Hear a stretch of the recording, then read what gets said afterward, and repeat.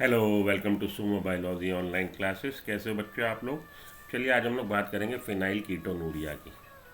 हम लोग आज इस डिजीज़ को डिस्कस करते हैं, फिनाइल कीटोनूरिया। ठीक है जी। तो class 12 biology chapter 5 principles of inheritance and variation, उससे हम टॉपिक डिस्कस करने जा रहे हैं फिनाइल कीटोनूरिया, साथ के साथ प्लियोट्रॉपी। तो टॉपिक 5.5 पे चलिए पहले। टॉपिक 5.5 पे चलिए पहले, जहाँ पे इन्होंने प्लियोट्रॉपी को एक्सप्लेन किया है। देखिए, कह रहा जी, we have so far seen the effect of a gene on a single phenotype और ट्रेट, कि सिंगल जीन सिंगल करेक्टर को या ट्रेट को कहिए गवर्न कर रहा। अभी तक हम लोगों ने इस तरह के एग्जाम्पल्स पढ़े। There are however instances where a single gene can exhibit multiple phenotypic expression. Single gene multiple phenotypic expression को गवर्न करेगा, इफेक्ट करेगा। ठीक है। फिनोटाइप क्या, फिजिकल अपीयरेंस। जीनोटाइप क्या है, जेनेटिक मेकअप।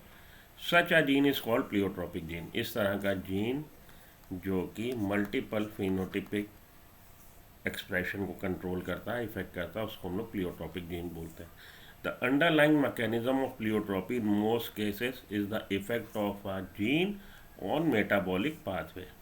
ज़्यादातर केस में होता क्या है कि जीन कहीं ना कहीं किसी मेटाबॉलिक पाथवे में रोल प्ले कर रहा है। जीन का जो इफेक्ट आ रहा है मेटाबॉलिक पाथवे में, कहीं ना कहीं कि मेटाबॉलिक पाथवे के किसी स्टेप को इफेक्ट कर रहा, उस वजह से अगर सिंगल जीन इफेक्ट हो जाता है तो पाथवे में, जैसे मानिए आप यहाँ से कानपुर से चले और दिल्ली आ रहे हैं, ठीक है जी। रास्ते में आपको क्या पड़ेगा, इटावा पड़ेगा, टुंडला पड़ेगा, गाजियाबाद पड़ेगा। तो अगर ट्रेन आपकी मानिए इटावा ही नहीं पहुंची तो टुंडला कैसे पहुंचेगी, गाजियाबाद कैसे पहुंचेगी, दिल्ली कैसे पहुंचेगी।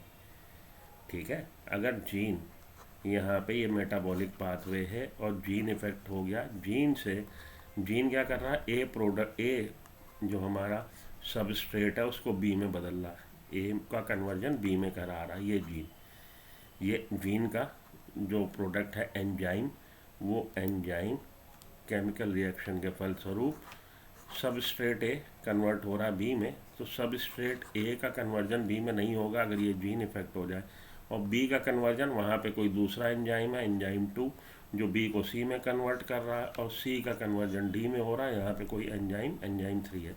लेकिन अगर यही जीन फॉल्टी हो गया और ये एंजाइम नहीं बना तो ए का कन्वर्जन बी में नहीं होगा, बी जब बना ही नहीं तो सी भी नहीं बनेगा और डी भी नहीं बनेगा। तो ये मेटाबॉलिक पाथवे है, एक पाथवे है। पाथवे होता है जब एक केमिकल रिएक्शन का प्रोडक्ट अगले केमिकल रिएक्शन के लिए सबस्ट्रेट की तरह यूज़ होता है, तो ये पाथवे कहलाएगा। तो मेटाबॉलिक पाथवे में कहीं ना कहीं कोई जीन इफेक्ट हुआ, उसका प्रोडक्ट इफेक्ट हुआ, एंजाइम नहीं बना, तो ए का कन्वर्जन बी में नहीं। इस तरह से आप देखेंगे ज़्यादातर केस में प्लियोट्रॉपिक इफेक्ट उस केस में आएगा जहाँ पे जीन किसी मेटाबॉलिक पाथवे में रोल प्ले कर रहा है। ये बात है। आगे बात समझ में, आगे चलता हूँ।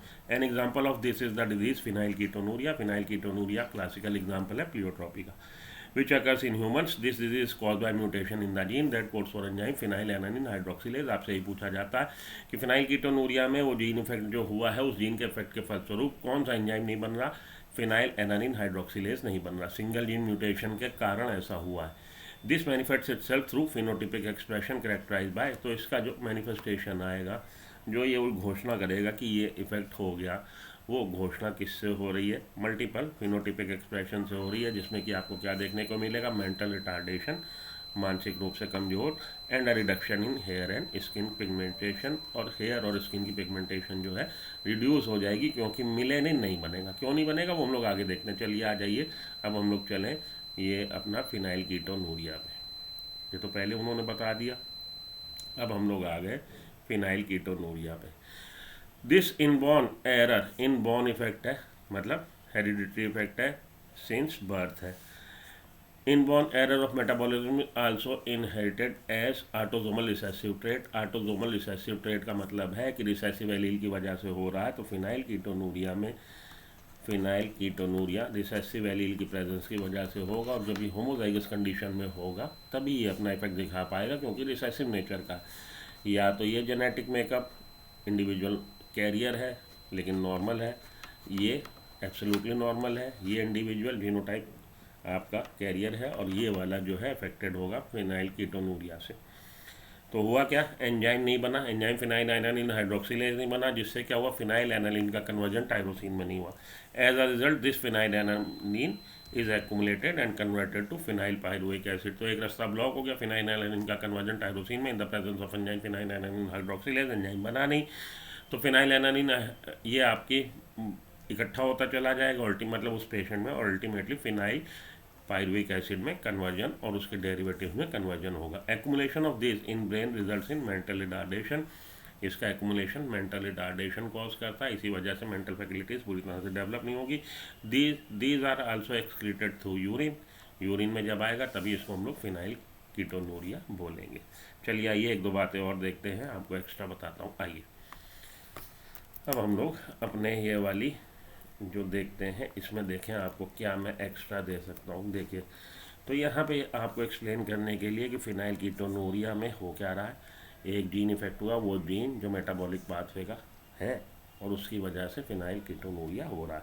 तो हुआ क्या, सिंगल जीन म्यूटेशन हुआ, म्यूटेशन की वजह से एंजाइम फिनाइल एनालिन हाइड्रोक्सिलेज बना नहीं, जिसकी वजह से फिनाइल एनालिन का कन्वर्जन टायरोसिन में नहीं हो रहा।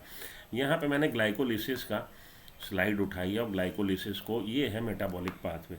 ग्लाइकोलिसिस आप पढ़ते हो तो उसको समझाने के लिए हुआ क्या, देखिए ग्लूकोज का हुआ क्या, फास्फोरिलेशन, और ग्लूकोज 6 फॉस्फेट बना। अगर ग्लूकोज से ग्लूकोज 6 फॉस्फेट जो बन रहा है, या ग्लूकोज 6 फॉस्फेट से हमारा फ्रुक्टोज 6 फॉस्फेट बन रहा है, अगर यहाँ पे जो एंजाइम है वो फॉल्टी हो जाए तो फ्रुक्टोज 6 फॉस्फेट नहीं बनेगा। फ्रुक्टोज 6 फॉस्फेट नहीं बनेगा तो इसका हाइड्रोक्सिलेशन नहीं हो पाएगा, और ये फ्रुक्टोज 1,6 बाईफॉस्फेट में कन्वर्जन नहीं होगा। तो मतलब ये मेटाबॉलिक पाथवे में कहीं भी एक ब्रेक हो जाए तो अगले प्रोडक्ट कैसे बनेंगे, नहीं बनेंगे ना, ये बात है।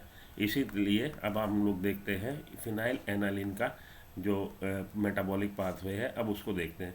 तो पहले तो ये तो आपको समझाने के लिए मैंने यहाँ पे ग्लाइकोलिसिस का उठा लिया था। तो होमोजाइगस रिसेसिव इंडिविजुअल के केस में आपको देखने को मिलेगा फिनाइल कीटोनूरिया। होगा क्या, मेंटल रिटार्डेशन होगी, रिडक्शन इन हेयर कलर होगा, स्किन पिगमेंटेशन होगा, क्योंकि पिगमेंट मिलेनिन का पिगमेंट मिलेनिन जो कंट्रोल कर रहा है हेयर कलर स्किन कलर को, मिलेनिन नहीं बन पा रहा। क्यों नहीं बन पा रहा, अभी आपको दिखाता हूँ। आइए मेटाबॉलिक पाथवे पे आ जाइए तो आप समझ जाएंगे। ये देखिए, ये है मेटाबॉलिक पाथवे, फिनाइल एनालिन का कन्वर्जन टायरोसिन में in the presence of enzyme phenylalanine hydroxylase. अब अगर यही यहाँ पे जो जीन है, जिस जीन के एक्सप्रेशन से बन रहा है एंजाइम फिनाइल एनालिन हाइड्रोक्सिलेज, अगर वो जीन में म्यूटेशन हो गया, फिनाइल एनालिन हाइड्रोक्सिलेज बनेगा नहीं, तो फिनाइल एनालिन का कन्वर्जन टायरोसिन में नहीं होगा। टायरोसिन प्रिकर्सर है किसका, थायरोक्सिन का, और थायरोक्सिन आपको पता चाहिए नॉर्मल मेंटल डेवलपमेंट के लिए।